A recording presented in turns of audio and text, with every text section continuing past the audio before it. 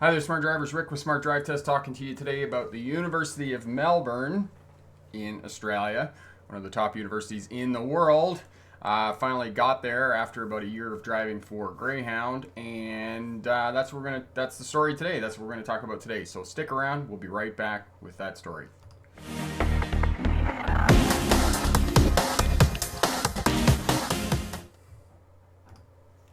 Hi there, Smart Drivers. Welcome back. Rick with Smart Drive Test talking to you today about 2003, heading to the University of Melbourne in Australia, figuring out how I was actually going to attend university because my immigration had not gone through at this juncture.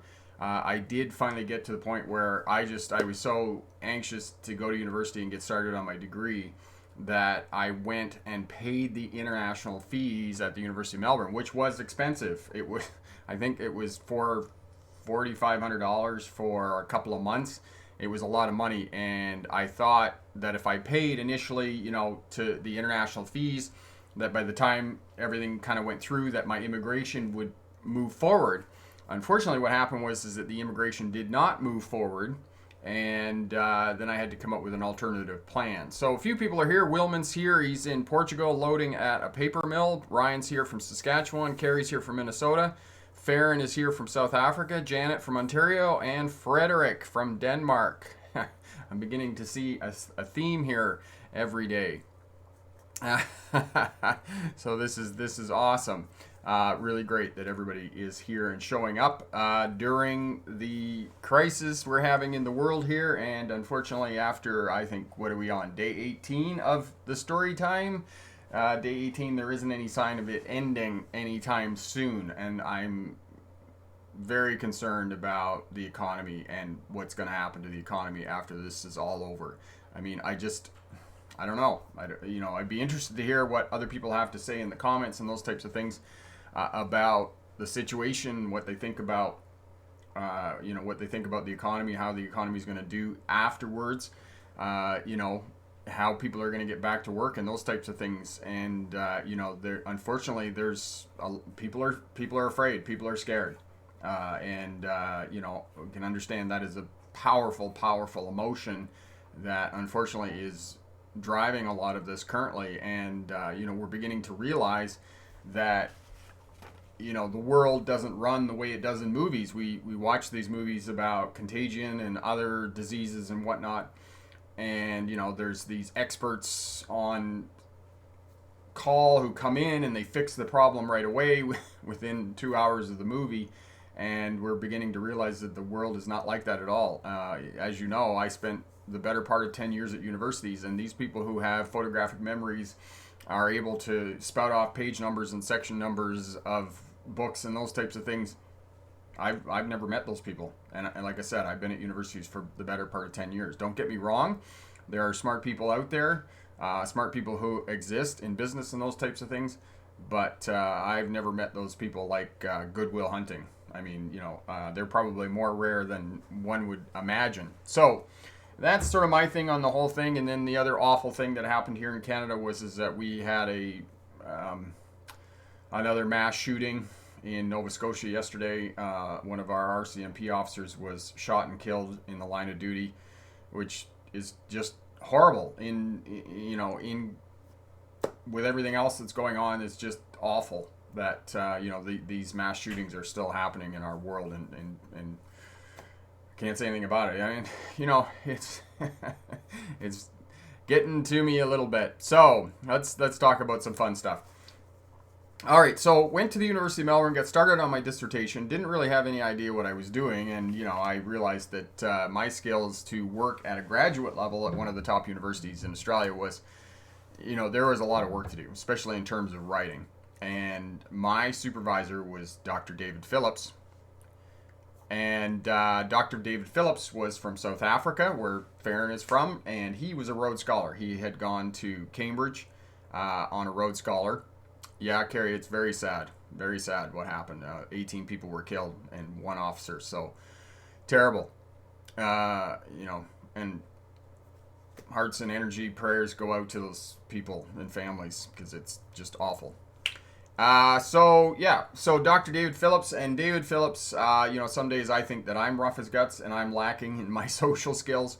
David Phillips was very lacking in social skills. He'd been at the university a very long time and had done nothing to improve his ability to interact with other people, and it had been shown in the way that the faculty talk to him and whatnot. So, there was that challenge, and, it was a very light touch in terms of working with doing my dissertation. For some of you may or may not know, there's two kinds of universities when you go to graduate school. There's the American system where you do a couple of years of coursework, and then you write a dissertation, an 80,000 word dissertation. And I think most of the coursework sets you up to do the dissertation, to write your book. And I think, for me, it might have been easier had I been in the American system and had that guidance, because I think a lot of that coursework simply sets you up to do the secondary research that you need to do. And just talking a little bit about history, there's two kinds of sources. There's secondary sources and primary sources, okay? And when you're doing history, primary sources are magazines, government documents, articles, those things that are written at the time that you're doing that you're studying. So for example, if you're studying sort of 1920 to 1930, anything written in the 1920s would be a primary document, whereas anything written after the fact would be a secondary document. So all the books and magazines and academic articles and those types of things would be things that would be written afterwards. So I had to learn all of that stuff, and I had to learn a lot about law as well, because I didn't really know anything about law. When I started, I certainly didn't know anything about the court systems, how legislation worked, how legislation was, passed through Parliament, especially in the Australian system. And all of the Australian legislation and law is based on English law, so I had to learn all of that as well.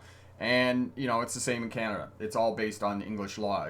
That's the precedent. And if you go back far enough in American history as well, and go back far enough in American law, you'll find that it is based in British law as well, because there was a time when the United States of America was a British colony, and 1776, the Revolution, up until that point, the United States of America was a British colony. So a lot of the laws and legislation in the United States of America are steeped in British tradition, so you'd have to go back to that as well. So anyway, story about my immigration. I ended up putting my time at the university, I ended up leaving the university again, officially, kind of unofficially, just because I couldn't afford the international tuition. And, I'm trying to figure out how to go to university and those types of things. And what had happened was that, during the time that I was driving coaches down there, my wife, Amelia, was going to go to university, and she wanted to get her undergraduate done. So she went to university, and her marks from high school were not good enough. At that point, I think she'd been out of high school for about 10 years. And she was trying to figure out how to get into university. And this is one of the great things about life is if you want to do something badly enough, there is always a way to do it. If you put enough time and energy into figuring out how to do something, the only thing that stands between you is time and space. And that's the only thing that stands between you and success, is time and space. So she kept trying to get into the University of Melbourne. She couldn't figure out how to get into the University of Melbourne. And I kept saying to her, I said, there is a back door somewhere. There's a side door somewhere. I said, you just need to figure it out.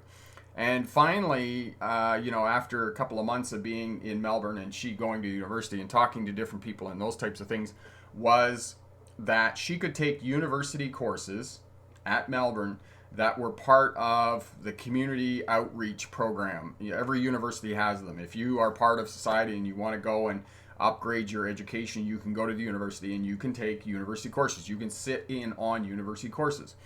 And what she found out is that basically she could take a full university course load as part of the community outreach program, and at the end of the year, if she attained more than 80% overall in her courses, then she could apply to be accepted at the University of Melbourne. And that's exactly what she did. She went to university, did her 5 courses, and at the end of the year she applied for the University of Melbourne and got into the University of Melbourne to do an undergraduate degree in geography.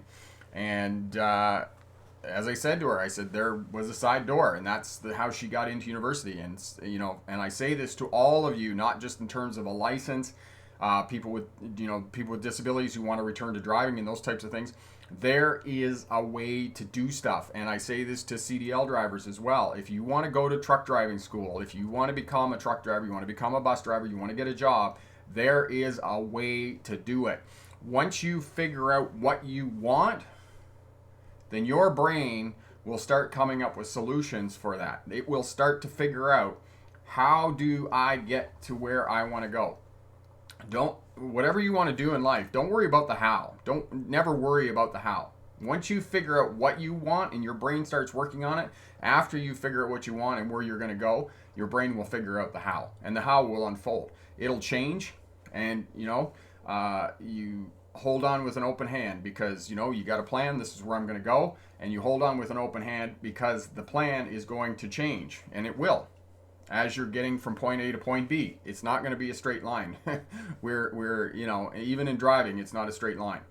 So know that. And so the other thing that happened while Amelia was investigating how to get into the University of Melbourne was trying to figure out how I was going to pay for university, how I was going to go to university.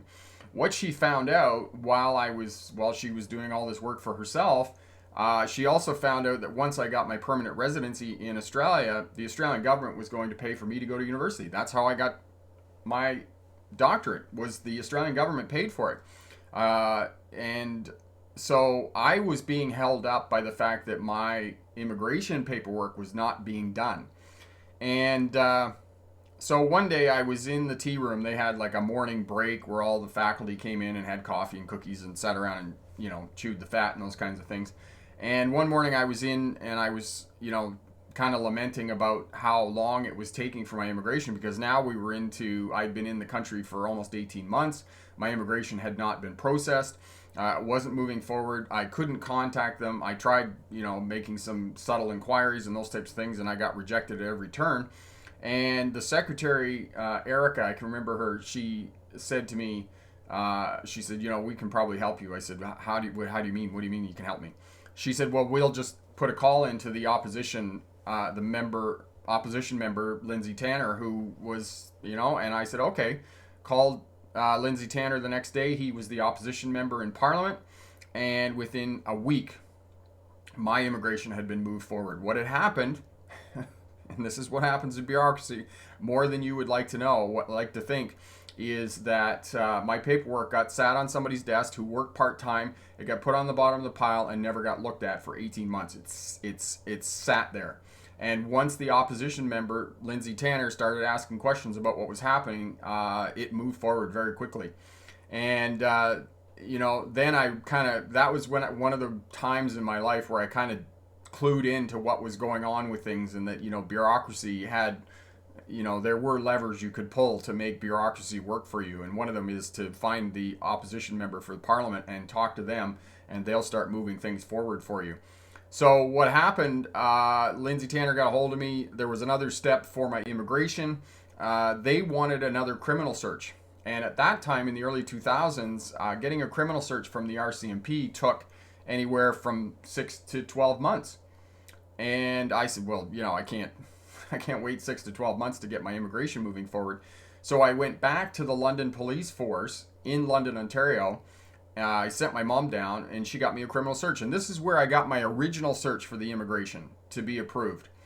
And I sent it in, and they rejected it. And they sent me a letter or an email, I can't remember. And they said, well, this doesn't work. It has to be from the RCMP. And I said, well, it's going to take 6 to 8 months. And they said, well, unfortunately, it's going to be delayed. And at that point, now I kind of figured how the system worked. And I got off the phone, I got off the email, and I wrote 4 letters, one to the Premier of Victoria, one to the Prime Minister, one to the Immigration Minister, one to Lindsay Tanner and a couple of other people, stating that, again, my immigration was going to be held up. And I got a letter back the next week saying that the criminal search from the London police force would do in the interim, and when I got my criminal search from the RCMP, that I could just send it in and it would be added to my immigration application.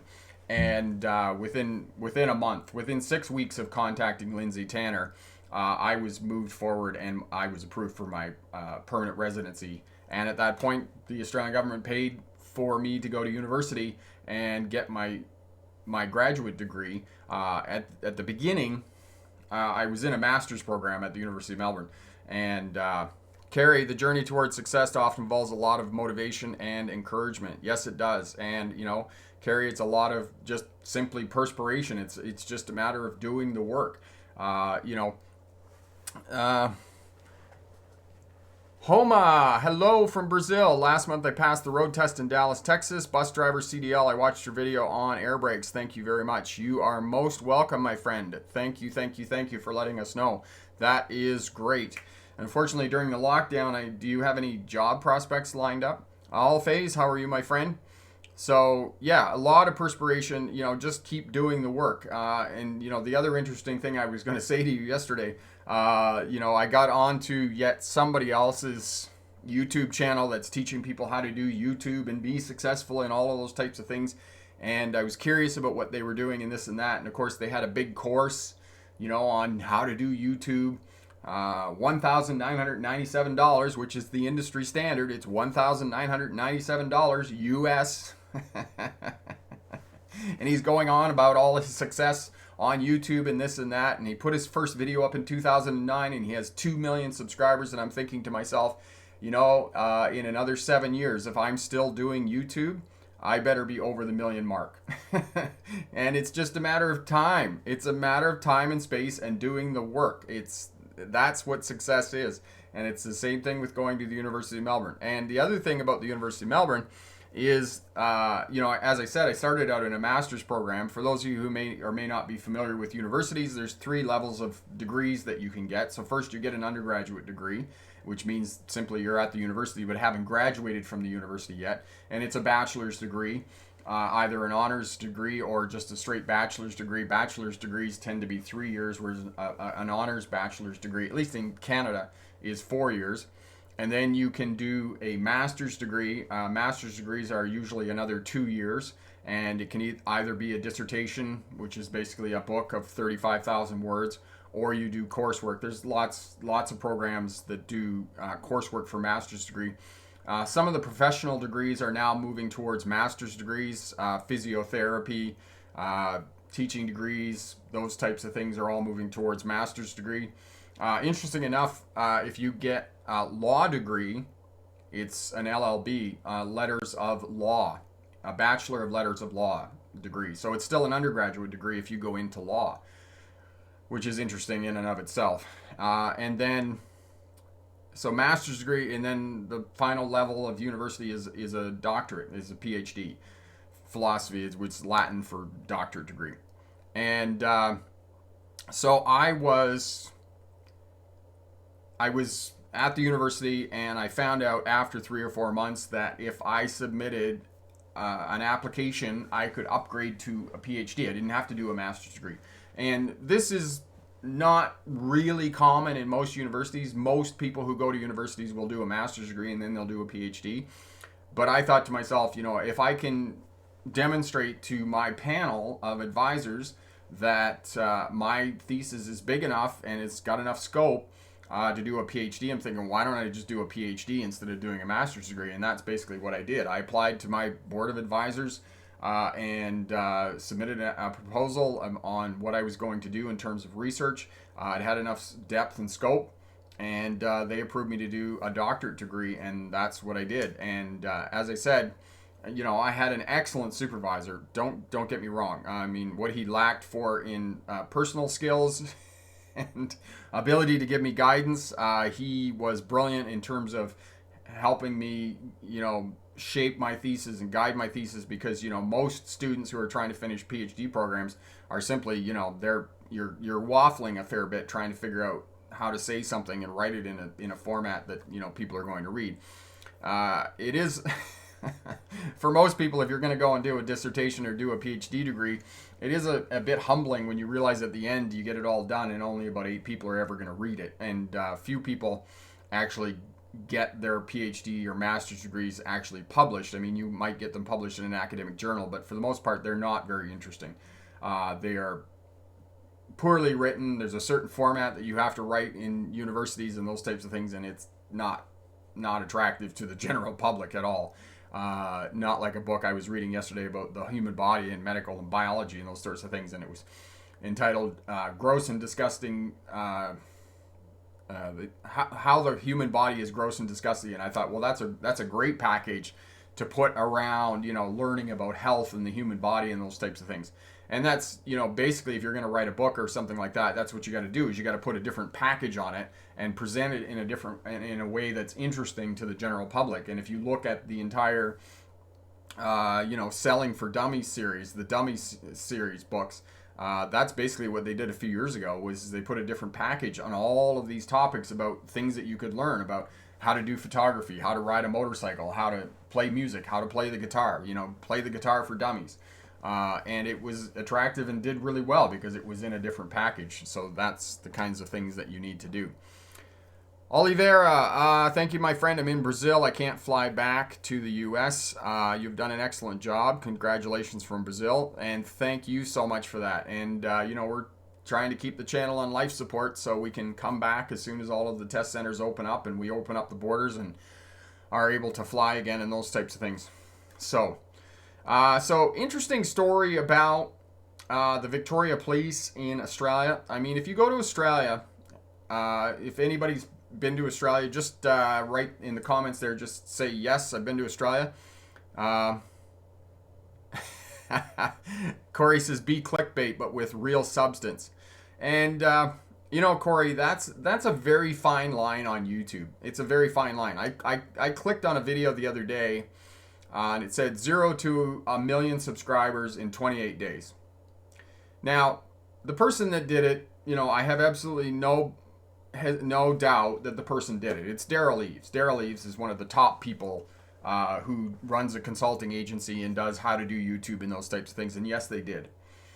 However, at one and the same time, 0 to 1 million subscribers in 28 days is clickbait. Because first and foremost, Daryl Eves probably has 10 people working in the background doing research for whatever topic, they got a channel to 1 million subscribers in a month. So there's all of these people in the background who are doing the work.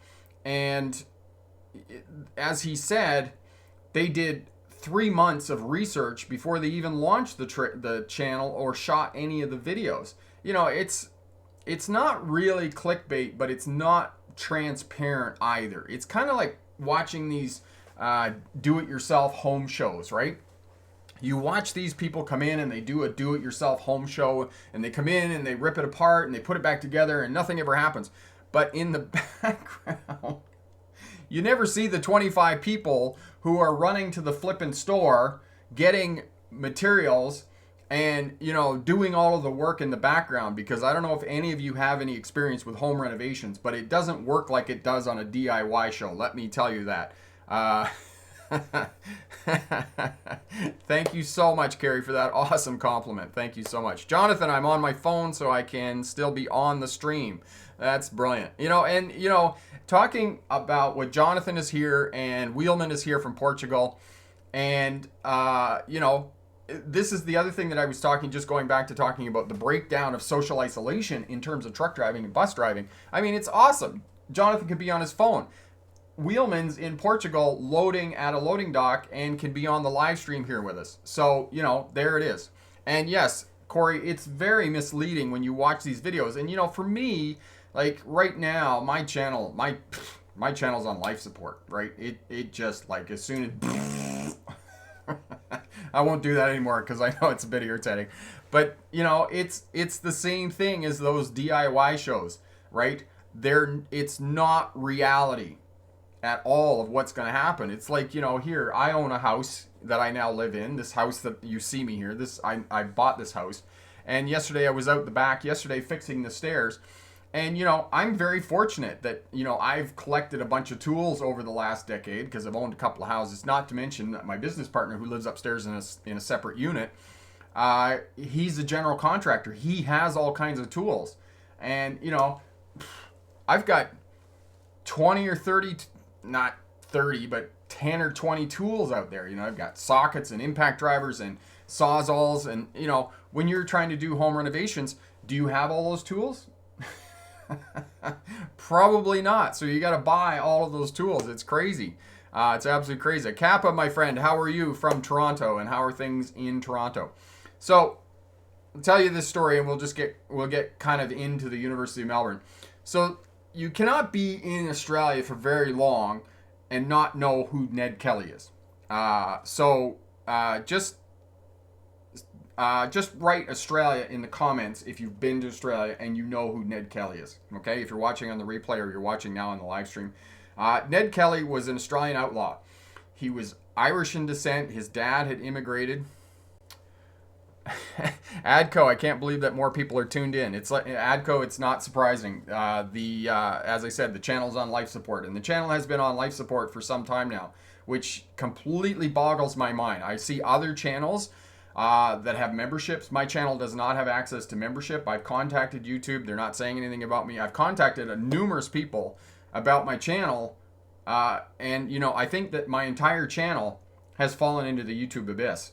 I don't know. Anyway, let's talk about Ned Kelly. So Ned Kelly was an Australian outlaw, and it was poorly handled by the Victoria Police, very much so, in the mid 19th century, the 1850s, 1860s, 1870s. What had happened? Quick overview of basically what happened is that one of the police officers where he lived wanted to court his sister. And they weren't really having anything of it. She didn't want to have anything of it with Ned Kelly. And so there was an incident in the house where he got hit in the hand, and then he went back and he claimed that Ned Kelly had shot him in the hand when in fact he hadn't. And him, his brother, and a couple other people fled. And then there was a shootout with the Victoria Police because the police sent in a posse. And one of the police officers was shot, one of the police constables. They weren't called officers at the time. They were called police constables. And then the Ned Kelly gang went on the run. And they went on the run for the better part of a year before the Victoria Police actually finally caught them in a shootout. And all of this is very much part of the Australian historical fabric. Like I said, you cannot go to Australia in the state of Victoria and the state of New South Wales for very long, and you will know who Ned Kelly is, because Ned Kelly was considered one of the underdogs, the real underdog of Australian society. Jack, my friend, from Sweden, learning driving. It's hard for me to check blind spots while exiting roundabouts. Give me tips. Okay, we'll talk about that in just a sec. I'll just finish up with Ned Kelly and then we'll go into that. So, yes, roundabouts are difficult, and we'll put the video up for you there on roundabouts as well, Jack. That'll help you out. So Ned Kelly, he robbed some banks. He went into New South Wales and robbed a bank there. And I'll get better details for you tomorrow and go into some of the details of Ned Kelly and whatnot. What happened with Ned Kelly at the end is that his brother and his two friends, the gang, the Ned Kelly gang as it came to be called, made armor out of plowshares and had a shootout with the police in Glenrowan in 1881. And the gang members, 3 of the gang members were killed. Ned Kelly was captured. He was tried, convicted, and he was hanged at the Melbourne jail. And just bear with me. He was hanged in the Melbourne jail. And so, as I said, he was very much part of the historical fabric in Australia. And so while I was going to university, I worked in the archives. And for those of you who may or may not know, archives have historical documents in them, government documents, those types of things. Sometimes there's a hold on historical documents, especially if they're legal cases. You may not be able to look at them for 50, 60 years. And the police, the Victoria Police, had their own archive as well. And at the time that I was there in the early 2000s, the archive, the Victoria Police archive, was a couple of rooms in the police station that were in the back, and they were jammed to the rafters with papers and all kinds of stuff that was unorganized and this and that sort of thing. So I go in and I talk to the archivist, or the curator rather, is the name of the person who's in charge of the archives. And I went in and talked to him, and he's giving me a tour around the couple of buildings, right? And in the couple of rooms, and in the one room, there's a set of filing cabinets in the middle of the room. And we walk around the filing cabinets, and on top of the filing cabinet is this rusty old piece of armor. And I looked at him and I said, and I pointed to it because I knew what it was. It was the armor from Ned Kelly. And I said, is that real?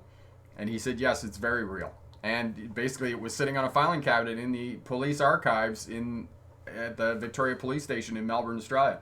And the next time I saw it was about 5 years later. They had actually built kind of a Victoria Police museum kind of history room, and it was behind glass sitting on a mannequin. Was the last time that I saw it. So Epic, watching from Pennsylvania. Speaking of your time in Australian university, do they differ from US and Canada universities? Some universities have heavy vehicle classes for shuttle driver trainers. Yes, those are not universities, Epic. Those are colleges, and we don't. Universities here and universities in Australia don't have those. Colleges will have those in Australia and Canada. I think that's one of the things that differs between the United States of America and Australia and Canada is that those kind of vocational trades would be at colleges, not at universities. But we do have kind of a move here in Canada that a lot of the colleges are now renaming themselves as universities, which may or may not make sense. Hall phase, do they make backups for archives? Hall phase, essentially what they're trying to do with archives is they're trying to digitize a lot of the documents so that people have access to them online. But at one and the same time, much of the work that I did was not digitized, and it was the flip and turn. You know, pages, files, folders of stuff. All the best, Wheelman. Safe travels, my friend. Robert, when I think of Australia, the movie The Road Warrior with Mel Gibson comes to mind. Yes, and The Road Warrior. Okay, and I'll leave on this last little story. The Mad Max, which is Mel Gibson's start of when he became a movie star, was during an apocalyptic Australia. And the video, if you watch that movie, Mad Max with Mel Gibson, he's in a parking lot where they roll out the V8. It's the last V8 engine in the car. And that parking lot is at the University of Melbourne, underground, under the main courtyard in Melbourne. There's a parking lot underneath, and if you go down into that parking lot, that's where that scene where they roll out that last V8 was shot, was at the University of Melbourne in Australia. So, you guys want to have a chat? So we got bonus. The kids are back this week. There you go. Oh, my leg. Oh, my leg. There you go. No, you can't. No, they're there. I lost my 2 teeth. You lost 2 teeth. Ew. This week. Yes, so gross and disgusting body parts. What else did you get? What else happened this week? We Cleaned up our rooms. Don't. You're fiddling. You can't fiddle. We had Easter with our mom, and we got a new video game. What else did you get? And What's big and red? A Porsche. You can't just say Porsche. That doesn't mean anything. A car Porsche. You got a new car. A new car that is a Porsche. There you go. So you got a new car. That's pretty exciting. Yeah, and I went over. We have these at my mom's house. We've got there are horses near our houses, and I learned how to feed them with my hand like this because I'm a little scared of when, just in case they bite my finger off. They're really friendly horses. Carrie asked you, did the tooth fairy come? No. Wait. Where? Can you send no? The first. Okay, no, you can just talk to her. You can tell her. Where is No, it? up there. Talk to Carrie and tell her that no, the tooth fairy didn't come. Carrie, the tooth fairy came for the first tooth, but then it didn't come, so then it had to pay me $3. And why is $3 significant? I thought it was $5. It was $5, but I had to pay $2. So the tooth fairy gave you a penalty for missing collection day on the first day? Is that what happened? Yeah. Oh, so you got more money. Yeah. So you capitalized on that, right? Yeah. Thank you, Carrie, also for the nice words. There we go. Okay. So anything else to say? You want to ask them how you can make money? We were working yesterday and we got $5. I got $50 now. Yeah. Because he traded it in, and we've been on the trampoline with Nadia and Fabian, our stepbrother and sister, and we watched Onward, the new movie. It's really funny. It's a new Pixar movie. Yeah, and I started watching X-Men in Disney Plus. They were taken off Netflix that we used to watch. Yeah. Adco says now he knows why I don't have hair, because you guys got all my hair. Wait, yeah. Yeah. Where does it say that? Now I know why Rick doesn't have hair. Kids got it. There you go. Okay, anything else? No, we're going to wrap it up today. We'll talk tomorrow. Yeah. Because tomorrow we're going to talk about homeschooling again, because we're homeschooling until September. No, not in the summer. Not in the summer. We don't have to homeschool in the summertime. There's no school in the summer. Okay. There's never school in the summer. Never school in the summer. Yeah, there's Your never face. school. All right, fair enough. Can you say bye? Bye. We'll see you And tomorrow. not on the weekend. We'll see you tomorrow. Bye. And what else? What's the tagline? What? And remember, And remember, pick the best answer, not necessarily the right answer. have a great day. Bye Bye now. now. All the best. Bye now.